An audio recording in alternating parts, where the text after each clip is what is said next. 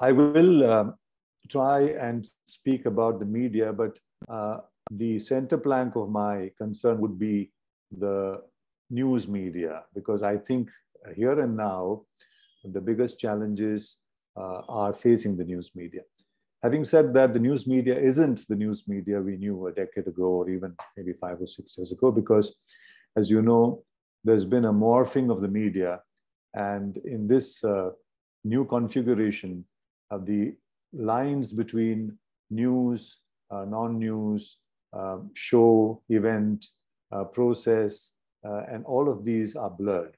So we are in fact into a new and evolving media ecology. That's the very first point that I'd like to make. So although traditionally we are used to categorizing media in terms of news, in terms of cinema, in terms of audio, radio perhaps, in terms of advertising, in terms of public relations, in terms of communications and other modes, in terms of outdoor hoardings. I think all of these are converging in the process of a new digital environment or ecology. And the fact of this convergence is what we loosely or in commonplace terms characterize as multimedia. So in the face of a multimedia digital reality, that's what is facing us, that's what is writing on the wall. The entire media landscape is very different. And therefore, even though I do say that I'd have uppermost in my mind the concerns of news media, it obviously reflects on all of the other areas of the media. The first point I'd like to make is we must, because of the challenging times we live in, challenging for democracy, for freedom of speech, for creative expression, for freedoms in terms of expressing our opinions freely, without being threatened with censorship or without treading on the toes for cultural, religious, or other reasons. We are living in, therefore, very, very challenging times. And some of these challenges of our own making as people in the public sphere, many of these challenges are the responsibility, I believe, of the media themselves. As Professor Padma Kumar said, media is also part of the problem today.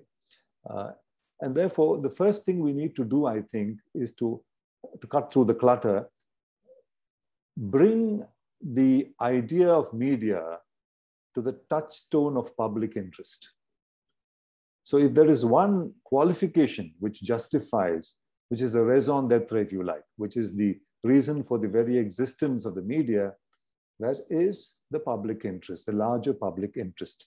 It is in those terms that the media acquires the moral high ground, the constitutional high ground that we tend to give it, particularly the news media.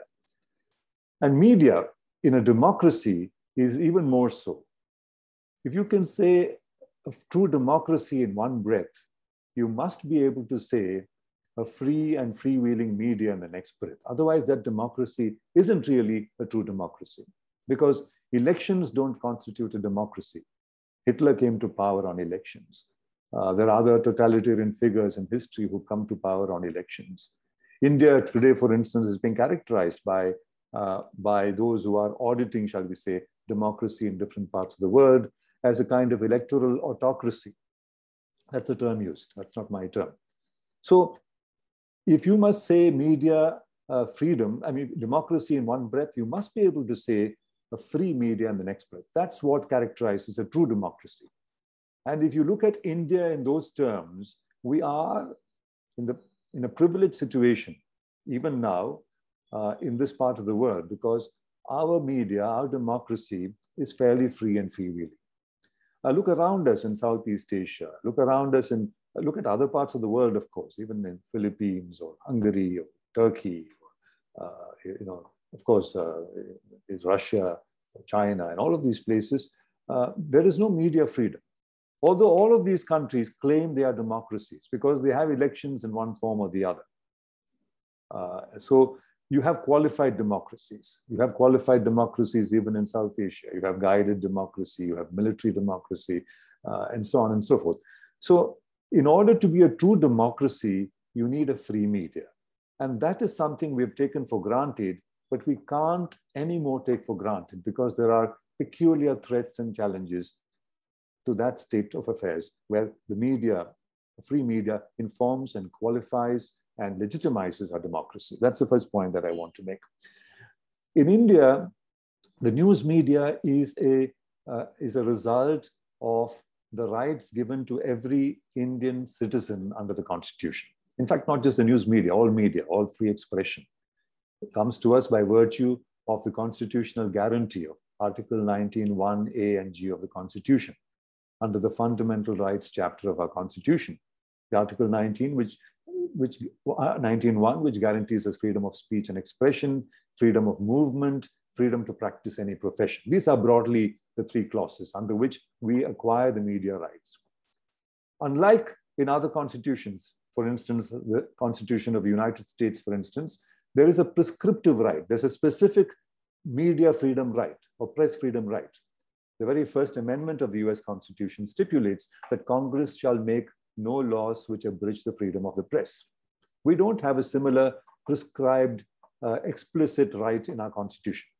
The rights of the media, the rights of creative expression of the painter, of the singer, of the filmmaker, all of these are derived rights by virtue of the Article 19(1) of the Constitution, which speaks about freedom of speech and expression, freedom of movement, freedom to practice any profession. It is only because courts, the legal courts in our country have given it a constructive, successive judgments have added value to this, that the media is seen as, in a moral, enjoying a moral or constitutional high ground, where it is assumed that a threat to the freedom of the media is equated with a threat to democracy. So it's not a stipulated right. And therefore, our media freedoms are that much more delicate, vulnerable, brittle, if you like, because it is not a prescribed right in the statute, right? Nevertheless, freedom of speech and expression is guaranteed under the Constitution, under Article 19(1), as I said. But there is a paradox that has developed in this day and age, and that must be stated. You have three important clauses in the Indian Constitution which speak to the citizens of this country. These are, I think, seen as the cornerstones of the Constitution. In fact, a former judge of the Supreme Court, Justice Y.V. Chandrachud, not the current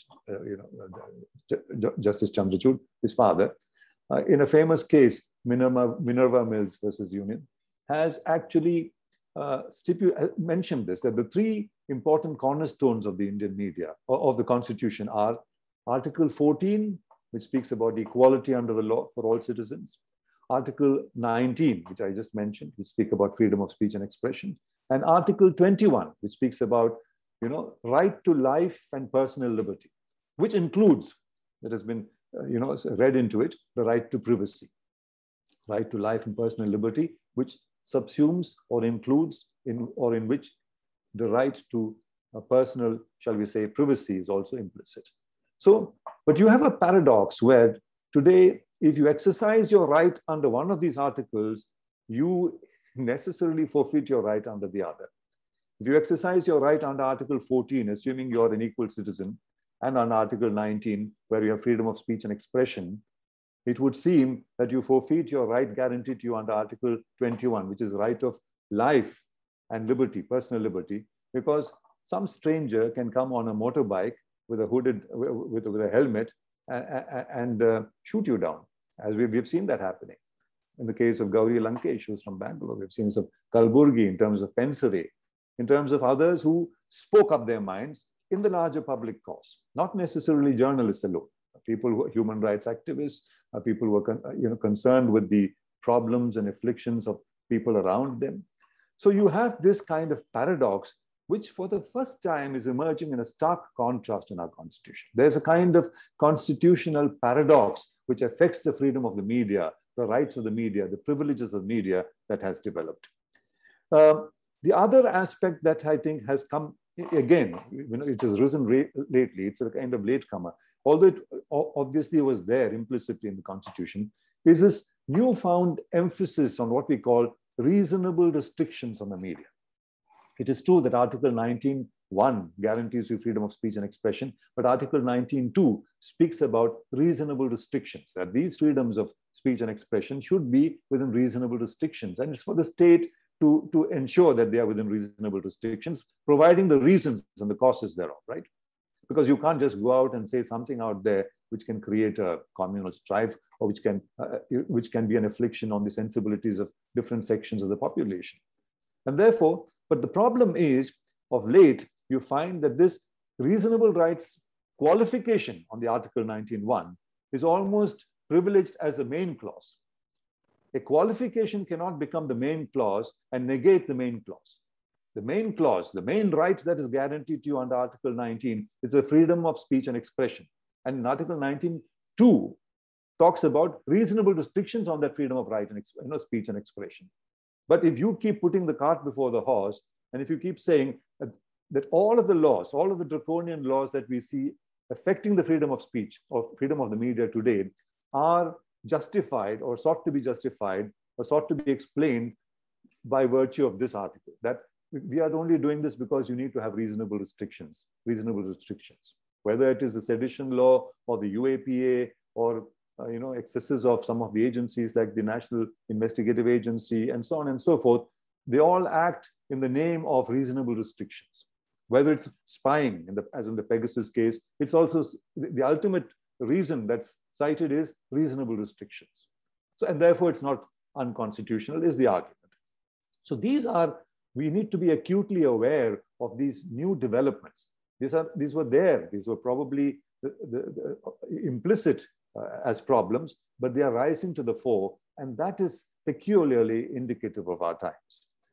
And finally, I'd like to say in this first part that the media must not be seen as something or a creature of the Constitution which is indulged in by the Constitution or by the executive or by the legislature or the judiciary, who are all envisaged in the Constitution.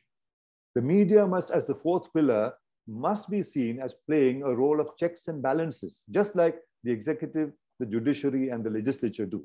As you know, in a democracy, particularly in a liberal democracy, and in a Republican kind of constitutional scheme of things like we have, there is what you call the separation of powers, the idea of the separation of powers. You have the executive, you have the legislature, and then you have the judiciary. And they have checks and balances operating upon one another. The executive, because they are all there at the pleasure and the will of the people of the country. The executive, for instance, is at the pleasure of the legislature, right? And the executive can be changed if the legislature decides that the executive may not be there. The legislature, whether it's parliament or the state legislature, is directly, at the pleasure of the people, because every 5 years, as you know, you have to go back to the people to be re-elected to power. Even the judiciary, at one remove, if you like, is because with 2/3 majority in both houses of parliament, you can actually remove a judge, or you can actually censure a judge. And we have come close to doing that a couple of times in our history, although we didn't proceed with it because we didn't want to pull down the fair name of the judiciary. The judiciary must enjoy the kind of credibility and the kind of respect that it has. So what I'm saying is, in the same scheme of things, the fourth pillar of democracy, which is the fourth estate, which is the media, must also be seen as belonging to the scheme of separation of powers and acting in terms of checks and balances vis-a-vis the executive, the judiciary, and the legislature.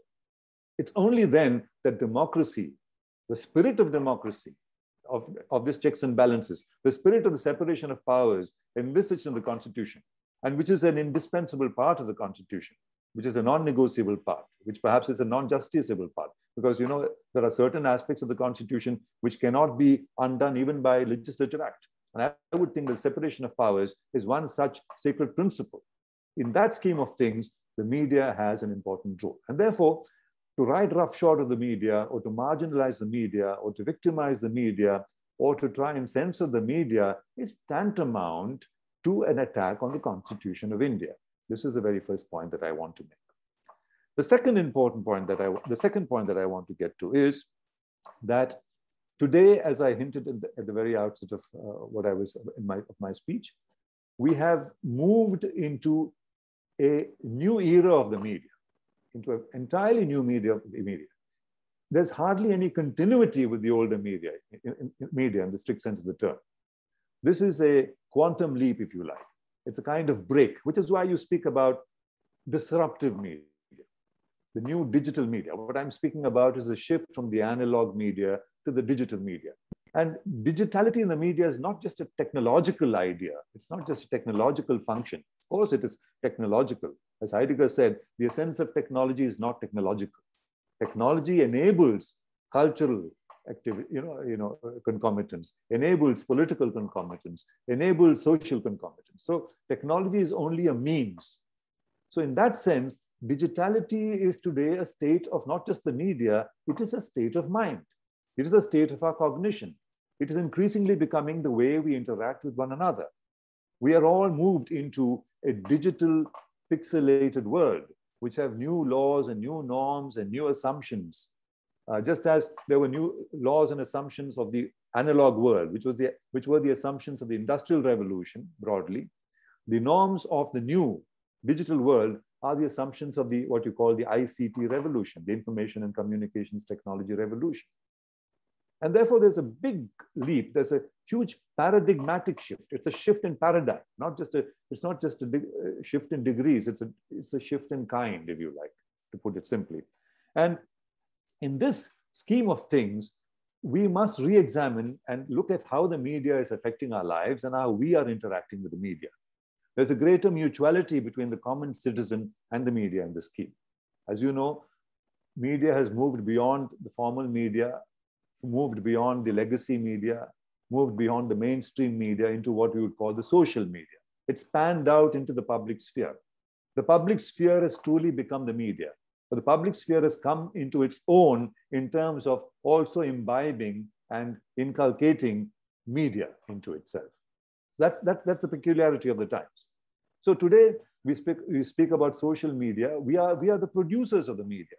We are also the consumers of the media, which is why you use terms like prosumer in the digital realm. You're both producing and consuming. It's a kind of a dog, trying to bite its tail, if you like. So we are both the producers and the consumers of the media. It isn't a structure anymore where there are organizations who are normally ivory tower organizations who are producing the news of the day or producing the information that you need to be given, and they are purveying it, and we citizens are consuming it. We are also the producers. We are also the consumers. Media houses at this time, as I speak, have cells whose only job is to monitor the social media. And what goes viral in the social media invariably becomes the headlines or the top news of that organization, whether it's print or television or digital media itself. So social media is not just the backyard of the media as it began. It's not just an extension of the media. It is enmeshed fully in the media. Social media is sometimes speaking to and dictating to the media, and media is sometimes providing a clue. So the mutuality, it's a kind of symbiotic relationship. Social media is the media in the larger sense of the term. And that's an important kind of difference that is taking place. But how do appetites get determined in the social media? And that's something very important for us. This is a role of, see, the idea of the media to begin with, way back in the 17th century, if you like, the idea of news media, or what we call journalism, began in the 17th century, the dawn of the 17th century, with the idea of the emergence of the public sphere. The public sphere as a concept emerged because of the peculiar, the junction of capitalism. Capitalism enabled that. The enabled people being enabled to talk to one another. Although it was conceptually there way back, even up to Plato's Republic, if you like, the idea of people coming to a common area and discussing issues which affected their common lives. But the public sphere, as we understand it, and as Jürgen Habermas has elaborated on in his famous treatise on the public sphere, emerges in the 17th century, at the dawn of the 17th century. And it has several qualifications. But one of the characteristics of the public sphere, which Habermas spoke about, ideal qualifications, and which we are living out in the media today, in the digital media today, is that it has no qualifications based on gender, age, caste, class, religion, and so on. Anybody can congregate in this public sphere. That's what social media is doing. It allows you anonymity. That's an important aspect, because if you have traditionally and for civilizations been a suppressed caste or class, you don't want to wear that identity in the social media because it doesn't allow you a free and full kind of right, or you don't feel more as confident as you should. So it allows, in fact, one of the big emergences when we speak about the new media, emergence of the new media, was a site called, some of you may know it, I think it's still there, it's called www.secondlife.com. The idea of a second life, even as you live today. In other words, I am a journalist, but my real aspiration is to be a musician who can play a guitar. So you can go to www.secondlife.com and there's a guitar community there. You can use another name, you can use a pseudonym there, and you can belong to that community. You'll know all about learning guitar, and it will have some experts as well. It could have some world-renowned experts who are also there in pseudonym, because nobody wants to wear their identity on their sleeves 24/7. It's a very fatiguing, very taxing kind of job to be known, with your identity, whether it's your caste identity or your class identity or your professional identity or your religious identity or your political ideological identity. So you have this kind of space which allows you a double life, if you like. That's a tremendous idea. And secondlife.com was one of the virtual spaces that was made available. Subsequently, there have been other such newfangled kind of sites and areas that you can escape to. So I'm saying anonymity is an important part, which is why the idea of your privacy is very important, which is why intrusions into privacy through spyware like Pegasus, maybe through other forms, normally by the state across the world. States are known to try to intrude, to surveil their citizens in the name or with the excuse that you need it. It's a security requirement for the nation. Partly true, but for a good part of it, not true. For a good part of it, for partisan political reasons, for very narrow ideological reasons, in order to know who could be potentially dangerous, in order to know the appetites of people, aspirations of people. So that's the political angle. Similarly, in the social media sphere, in the digital social media sphere, you have the corporates, the big, shall we say, digital capitalists, who are acting on you and determining your appetites, determining your aspirations. So today, who are the digital capitalists? They are, the big names, right? Google, Amazon, WhatsApp, Facebook, Twitter. These are the big names, and they're so big that some of them, the revenue of some of these people, or maybe all of them, would be the combined GDP of several smaller nations in the world. So they are like entities. They are humongous, leviathans, if you like, in that space, in that cyberspace. And they are determining the appetites of their constituencies. All of us interact in these spaces. And how do they do that? They do that, of course, not on a daily basis, consciously and deliberately and perversely, because of the algorithms that are unleashed into the social media, right? These algorithms are programmed. The artificial intelligence that goes into them is programmed, and the bots that are unleashed are programmed in a manner that they will first harvest information about yourself every time you're on social media, or every time you're using a credit card for a commercial transaction or a social, whether it's a commercial transaction or a social transaction, every time you're using Facebook, every time you're tweeting a message, some part of you is being harvested. And over a period of time, a fairly full profile, a dossier on you is available to each of these digital capitalist kind of entities. And the algorithms then work on them. And so if I'm a person who's used to sport, you'll find the push technology then beginning to operate. You'll find all sport news coming to you every morning. You'll find if you're someone who's interested in music, maybe everything related to music will come to you every morning. If you're interested in politics, that, and so on and so forth. If you're dance, if you're a potter, in any area, it's fascinating the kind of harvesting of information and the profiling and the determination of your profile, and then catering to those and pushing those ideas to you, therefore creating an aspirational and a kind of appetizational vicious cycle. This is what these algorithms and the bots and artificial intelligence in this area does. And we are willy-nilly, sometimes unconsciously, sometimes consciously, and we say, okay, what the hell, what's the point? It doesn't matter. How does it matter? So this is the way an area, social media space, which was meant to have tremendous user value, consumer user value, has been converted into an area which has tremendous exchange value in a commercial sense. Karl Marx speaks about how user value inevitably changes to exchange value in capitalist modes of production, right? You find this happening very, very consciously in the social media. And this is also an area which you think social media unifies us. You think social media is a space which makes all of us come together. But instead of that, what it does is it fragments us. It fragments us into our respective silos. This is a function of filter bubbles. This is a function of echo chambers in social media, right? So if I believe in a particular aspect of something, in my WhatsApp group, I get more and more people who believe in the same thing, and we are all believing the same thing and talking about the same thing. And anyone who has a dissonant voice immediately is identified and kind of either expelled or withdraws quickly, because there is tremendous trolling that will go on.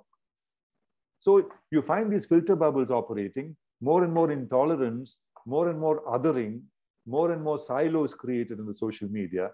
And this is the kind of fragmented social media landscape in the digital modern media or evolving media ecology that we are into, whether we know it or not. We are all frogs in wells, imagining we are fish in the ocean, and there's a circulation of information. You don't allow any external information because it goes against the grain of what you and your gang or your group believes in and wants to perpetuate. And therefore, intolerance naturally creeps in. Intolerance of an opinion of the other. A lack of an appreciation of the other naturally creeps in. And this is one of the other problems that we have been facing with the media.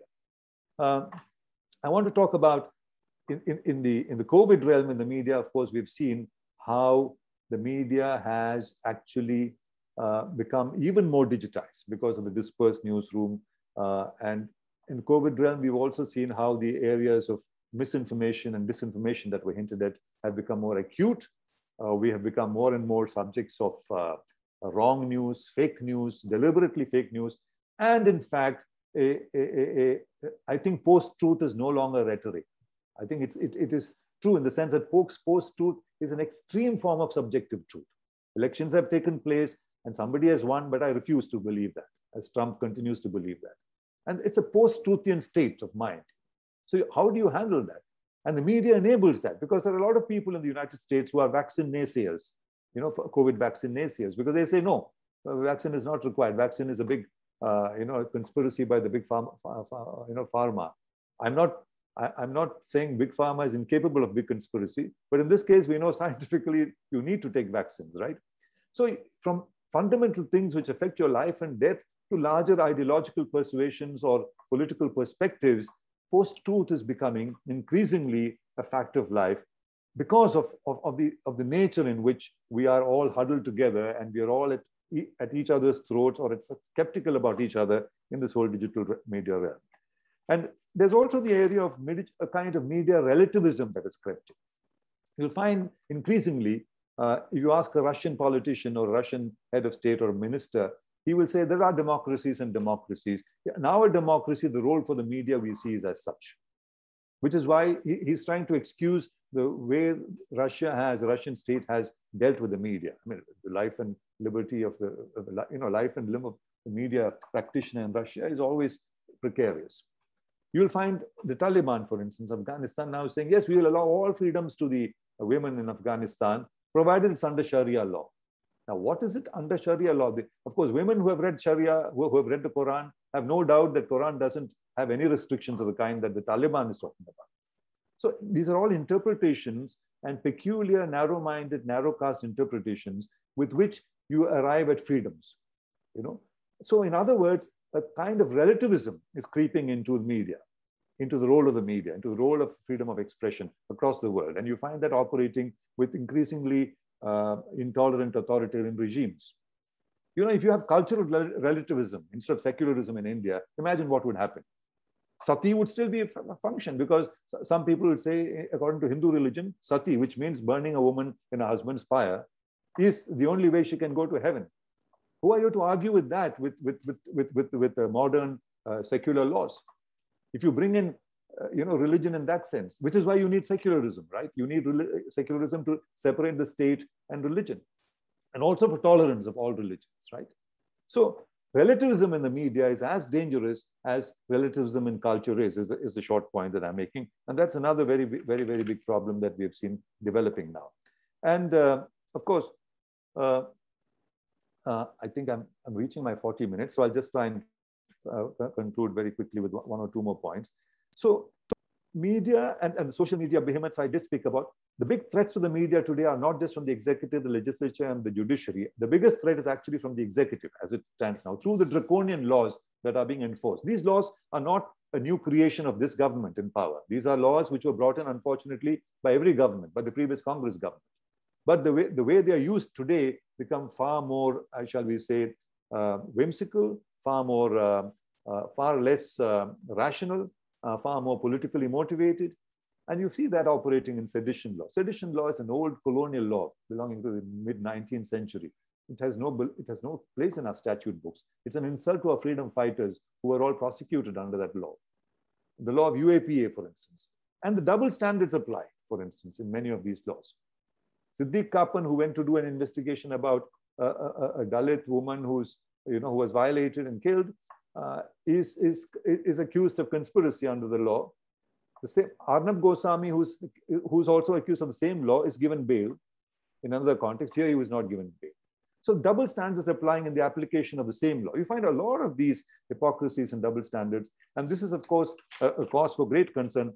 The new laws, for instance, the intermediary guidelines and digital media ethics code rules of 2021, which is actually meant to provide a kind of corollary to the IT Act, whereby what it essentially does in sum is you create external government regulation and call it self-regulation.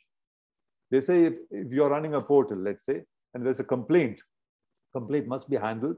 You must address that complaint. If the complainant is not happy, it must go to the professional body of that group. And if he's still not happy, it then goes to the government, where a committee of secretaries to the government will sit and decide on it. That is what you call censorship, and that's an external regulation.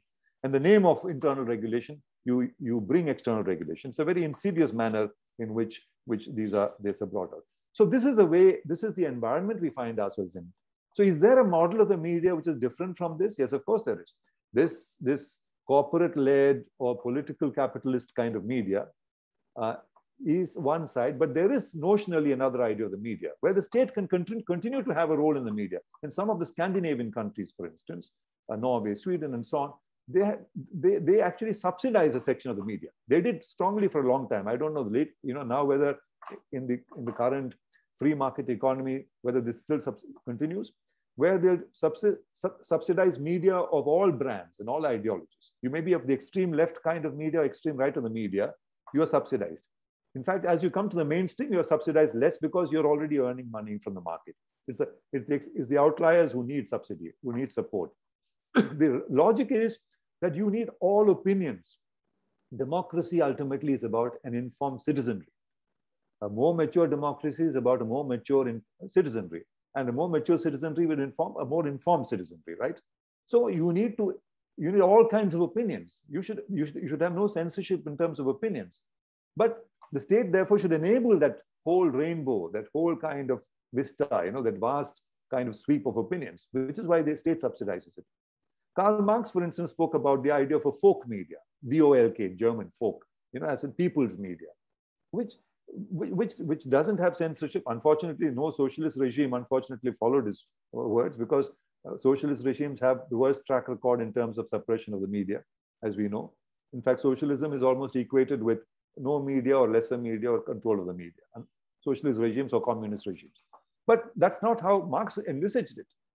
In fact, he famously said, censorship can never be legitimate even when it's a law, just as slavery can never be legitimate even when it's a law, because in his time, slavery was a law, but not legitimate, cannot be morally legitimate, cannot be ethically legitimate in that sense. So you have to think of a newer idea, new paradigm of the media, where the people have to reclaim the media. I'll end by saying in this country, we have what's called the Right to Information Act, which is a very, very valuable right. And that right, of course, is increasingly not being utilized, or our capacity to use it is being, shall we say, eroded because of the response from those in power. But even then, it's a valuable right. Anybody can go and ask for a question of the government, of any department of the government, and be expected to be given a good reply, unless it's issues of very, very serious national security, which are not available for the public, or defense secrets and so on. But we need not just a right to information act, we need a right to information. The people in this country have a right to information. And it is that right that the media is fulfilling. And if the media is crippled, or if the media is under siege, or if there is what we call a chilling effect operating on the media as it is now, it is that democracy that is being eroded. In other words, we may be digging the ground under our own feet.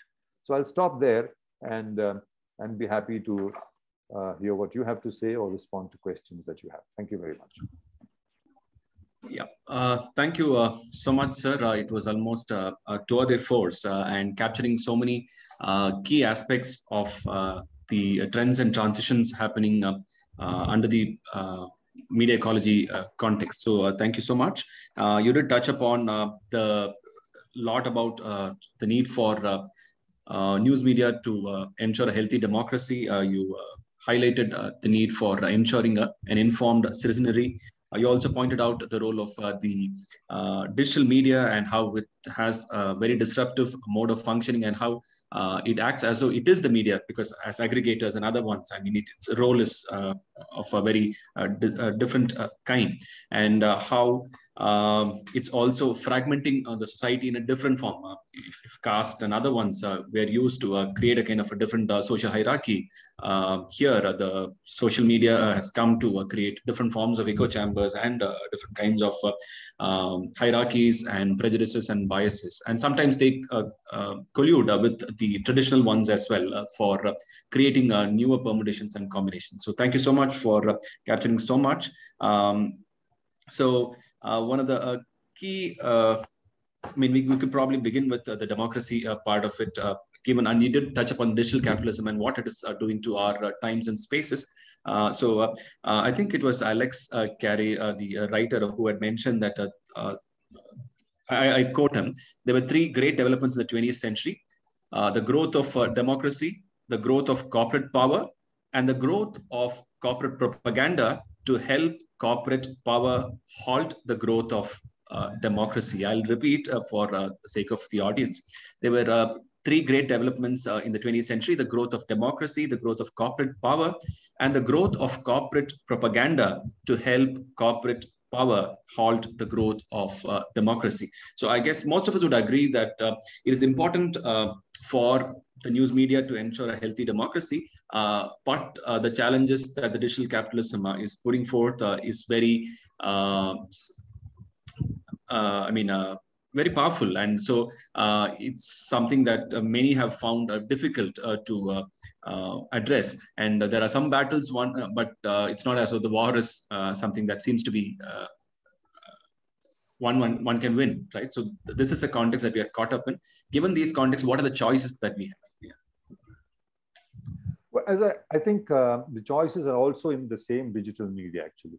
The fact that you have these digital capitalists who are the brightest spots in the, if you like, in terms of intensity of light, I mean, you consider what is digital media after all? Digital, it's a cyberspace after all is a kind of terra incognita. It's a huge space in which those who are shining the brightest light on it are the ones who are the digital capitalists. If I have the brightest torch, I mean, to put it very simply, in a dark room, and all the ants that are coming in that light, or if there are flies which flock to light, the more footfalls I have, the more traffic I have there, the more transactions that happen there, that becomes the most valued space. So it's actually creating value out of a space which otherwise doesn't have any value. It's actually creating value out of it. You're aggregating information there. These are all platforms which aggregators. What does it mean? You're bringing there, and then your beam becomes bigger and bigger, and the footprint of your beam becomes bigger and bigger. So you become the biggest digital capitalist. But then there's also what Chris Anderson has called, Chris Anderson was the first editor of the Wired magazine, the long tail. So you have so many niches, you have so many niches. So it's true, while we speak about fragmentation and difference of opinion, it's also true that identity politics plays out in a positive sense in this space. Dalithood, for instance, gender, feminism, rights of transgenders, etc., etc., are finding niches in this space. They would never be able to demonstrate or that kind of visibility in the actual physical space in society.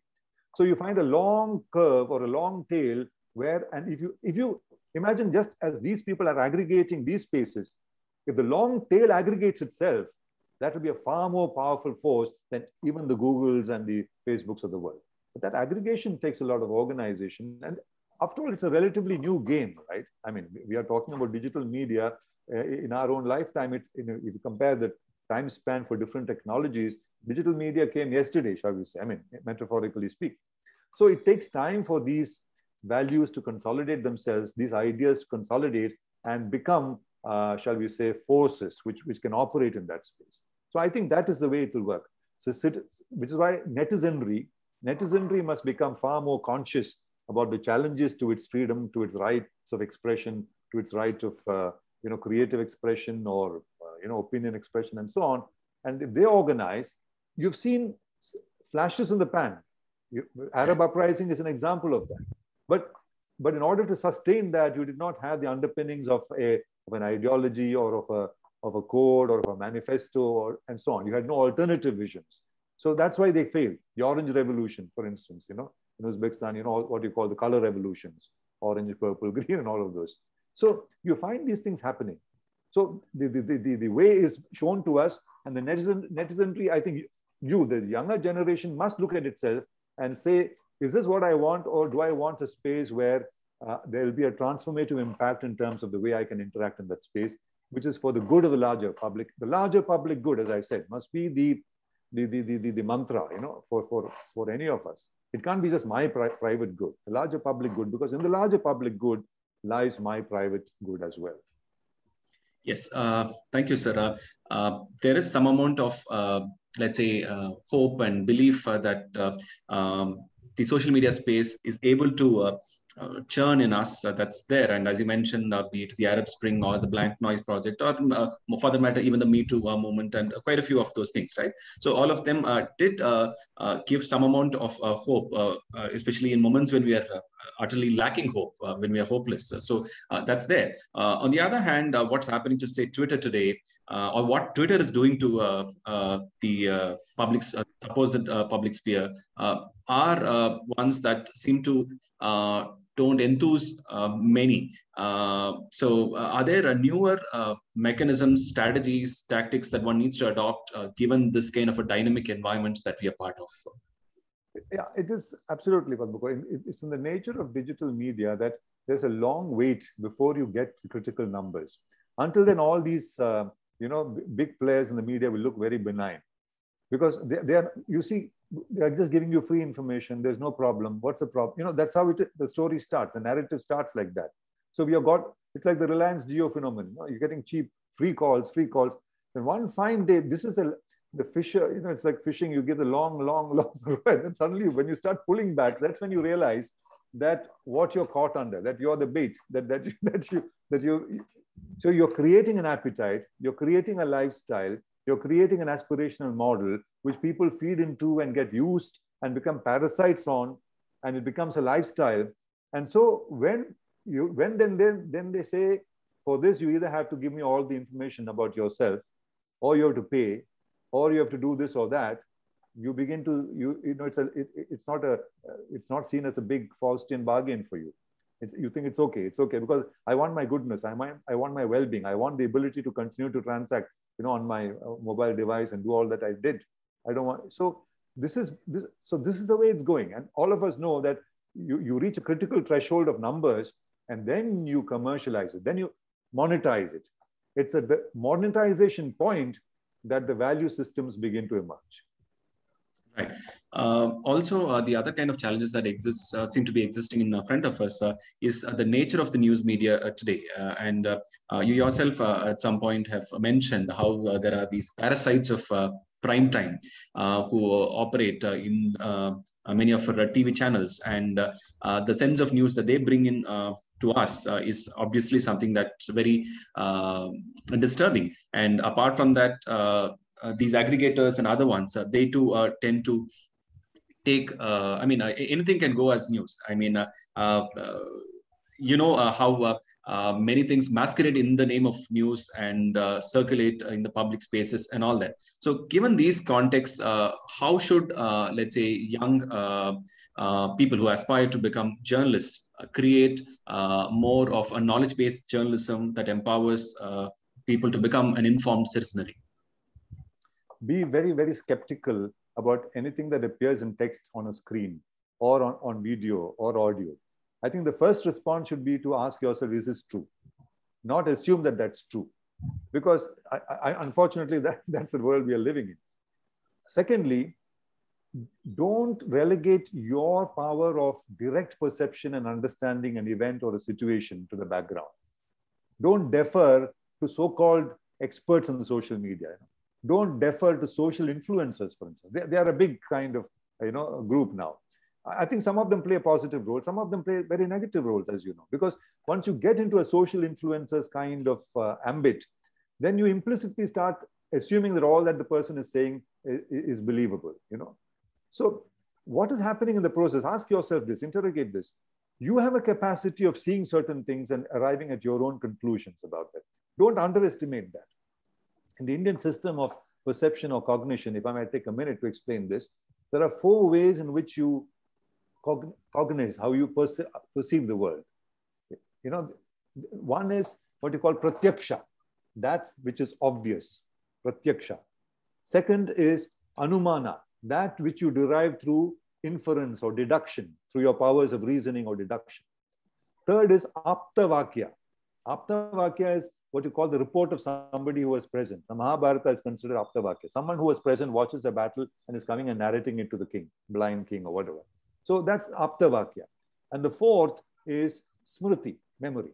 Without the cement of smriti, none of this will make sense.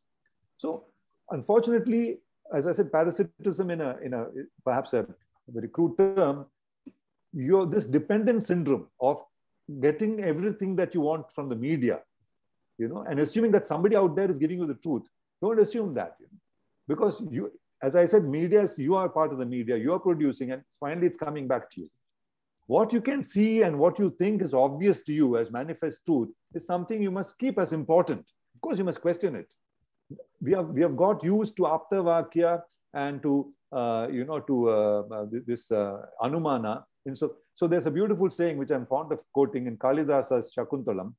The story of Shakuntala for our young friends is, there's this king.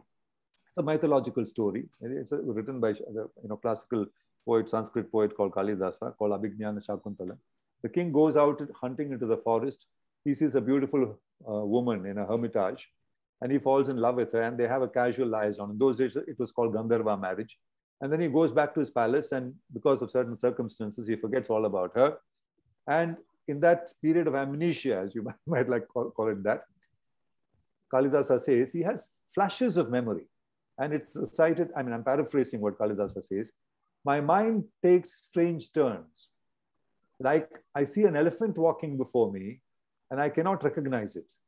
But after the elephant has passed, I see some footprints and say, oh, these are the footprints of an elephant. And therefore, that being which passed before me must have been an elephant. In other words, you can't see and recognize the elephant in the room. You need the footprints later on to reconstruct and say that was an elephant. This is called media dependency syndrome. You need the media to tell us. You need a Goswami or somebody to tell us what's happening. Don't believe the guy. 90%, 70%, they're bluffing. Or they have an agenda. They're setting an agenda. Your capacity of direct perception of that which is pratyaksha, that is obvious, must be privileged. Question it, interrogate it, verify it, test it. But I think that's the problem. That's what I call by parasitism or this dependency syndrome of the media. This is the way I think to counter that and become pure, more fulsome media practitioners themselves and media consumers yourselves. Right. Thank you so much, sir, for highlighting how one needs to exercise a healthy skepticism and thereby ensure that we do not mistake media reality to be synonym of social reality. Yeah. Thank you, sir. There are a lot of questions that have come up from our participants' end. I would probably pick up a few and then share it based on our time. First one is from Samita BS, and it's: do you think our constitution should reframe the articles of freedom of speech and speech and expression, and should include explicit laws for media like the US? Do you think with these changes, the media is safe and our journalists' rights are safeguarded? I think that's a very important suggestion. I think all of us in the media would welcome it, but whether the political class will take the initiative, it's in their own interest as well, because after all, the media is today, it's the media and the judiciary who are protecting our freedoms, right? And in particular phases during emergency also, even the judiciary kind of capitulated that time. It was only the media, and the media was, of course, suppressed, but they continued to speak out. So it's very important to give that specific explicit right in the Constitution. That will mean a constitutional amendment, which of course is a huge process, as you know, in our, it will need ratification, it will need both houses of parliament, ratification by the state assemblies, and so on and so forth, perhaps. So, but it's well worth doing. It's well worth bringing in a constitutional amendment. Right. Thank you, sir. Jaisha Tanija is asking, sir, would you say that in a country where sentiments of a community are hurt easily, reasonable restrictions are unnecessary? No, no, reasonable restrictions are important, but they should be self-exercised restrictions. Okay, I think I know what you're getting at. Let's look at it logically. Why do you need freedom of speech through a constitution? Because you must have the right to offend. Now I'm saying something controversial. See, if you don't want to exercise the right to offend, you don't need a freedom of speech prescribed.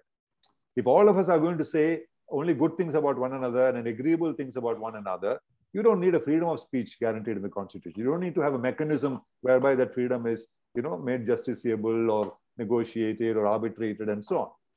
The idea of freedom in a democracy is you must have the liberty to disagree with one another. But that should be coded. There should be rules of the game. It's part of that reasonable restrictions must come. Yes? And therefore, I personally believe that the right to offend should be a part of freedom of speech, of expression. You see, if somebody draws something, I don't like it. There's a painter who draws only nudes. I don't like nudes, so I don't watch that. I can't say he should not paint nudes. I mean, that's a kind of transgression on his right of expression.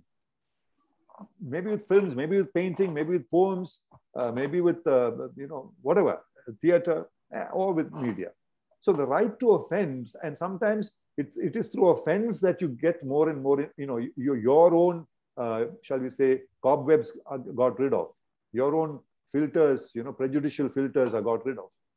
But offense doesn't mean you attack the core, the identity of a person. You don't attack religious identity of a person. You don't start saying, my religion is better than this because for these reasons. That is not right. That is hate speech, which is why we must make a difference between hate speech. In fact, I'm a petitioner in a case in the Supreme Court, on the Sudarshan TV case, where they tried to argue that hate speech is also freedom of speech because right to offend. So there's a clear difference between hate speech and offensive speech. And constitutions, including the Canadian Constitution, make that difference. So we should keep that constantly in mind. Right to offend, I think, is a legitimate part of freedom of speech and expression, but not hate speech. Hate speech creates fragmentation, creates tension, creates violence in society. So you can't allow that because we all have to live together. Okay. Leander Lingam is asking this question. Most of India's media channels are called puppets of the leading party. Do you think this is because of pressure, or is it because these channels are enjoying being on the side of the ruling party? It's important to impose restrictions of expression of dissent towards media personnel, whether violent or otherwise. Your thoughts on this, sir? Absolutely. I think it's a mix of both.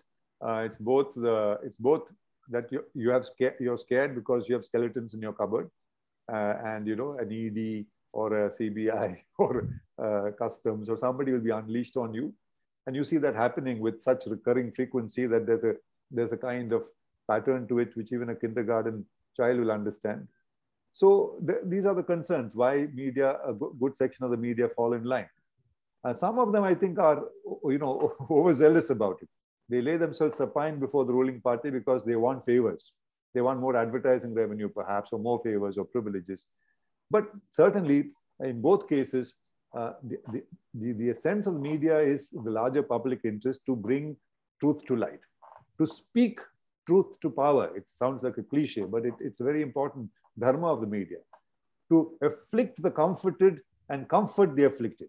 I think it's important dharma. You don't need to worry about so much about the people who are comfortable, you know, the rich and people who are living in those luxuries.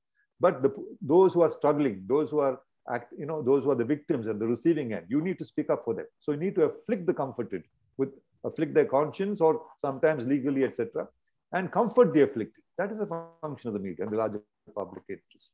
And therefore, it's unfortunate that when push comes to shove, a good section of our media just kind of, kind of falls, and they don't stand up to it. It happened in the emergency.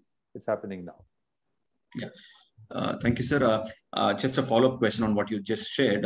It's indeed important to speak truth to power, but how do we ensure that power listens to us and acts upon what we share?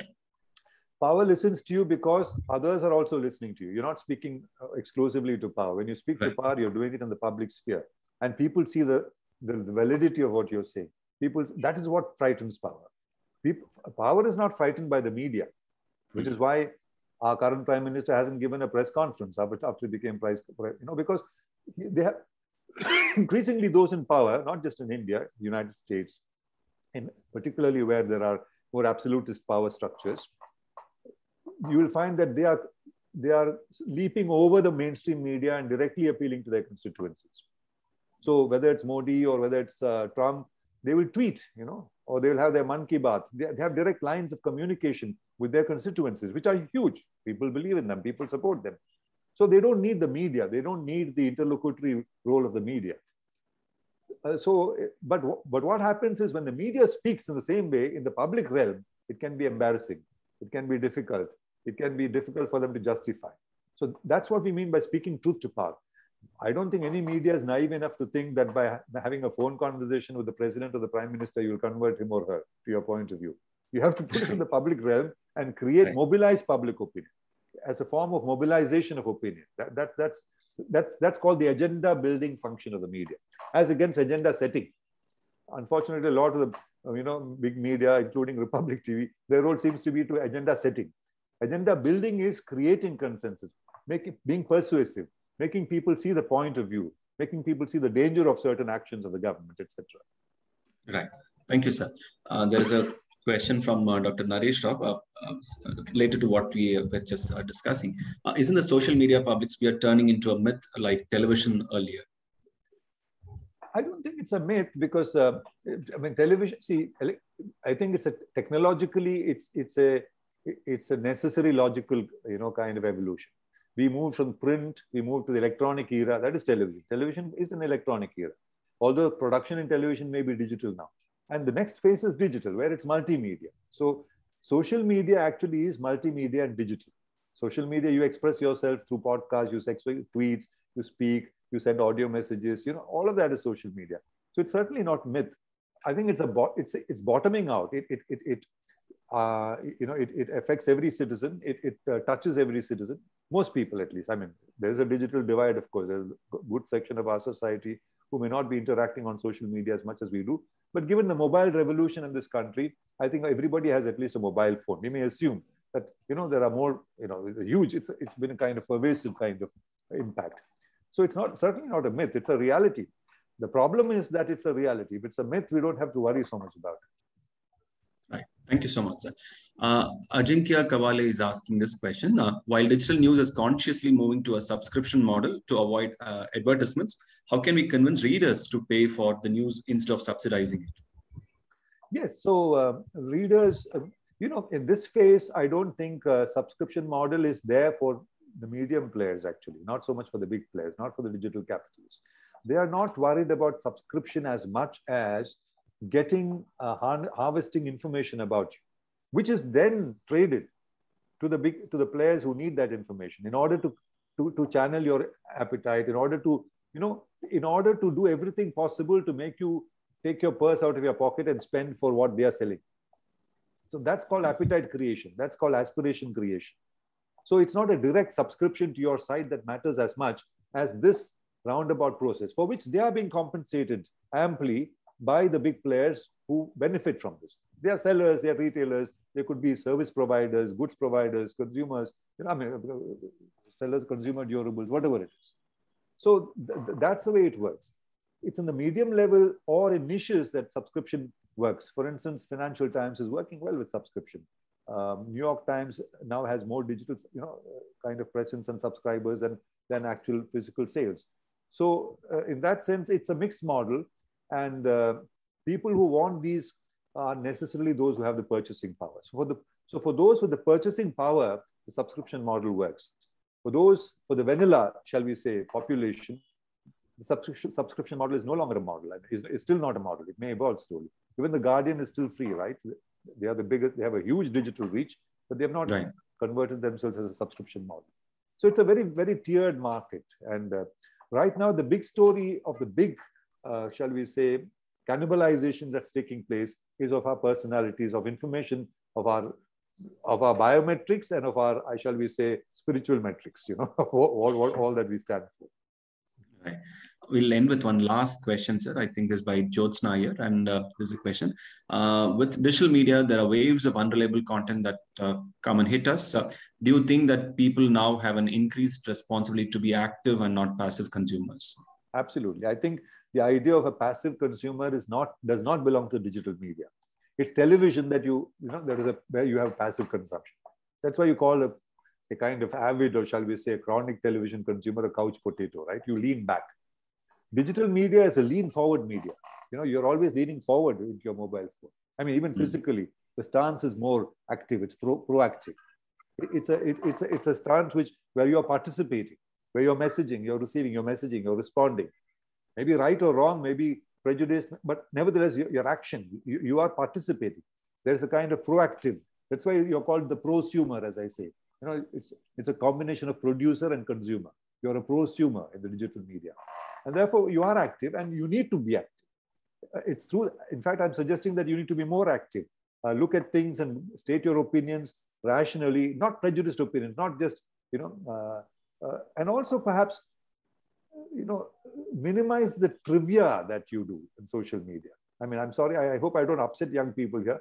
But for instance, on Facebook, I'm including my children in that. You are asking, have you had coffee? That guy says yes. Okay. Are you looking out of the window? He says yes. I'm also looking out of the window. How much time in a day can you spend doing this? Wasting so much time. So social media, unfortunately, leads to a lot of wastage of time. Some of it is useful. Some of it is leisure. Some of it, it's play time. It's fine. But I think you must also start auditing your social media. A good friend of mine, a very senior journalist, once told me, I just realized I thought I was very busy the last few days. And then at the end of the day, now I realized, what have I done? I started auditing myself. What did I do during this day? What is our productivity? I realized I wasn't doing anything except being active on social media. But at the end of the day, you get the feeling that you've been very, very active and you've done a lot of work. But what did it all add up to? Nilch, zilch, nothing. So I think you need to audit, self-audit. Look at whether you have done some productive work, whether you've done some work which has a kind of, transformative impact on your friends. Don't think of society and politics, at least in your own group. Then I think you are being active as you suggest, as a person who just asked the question suggests.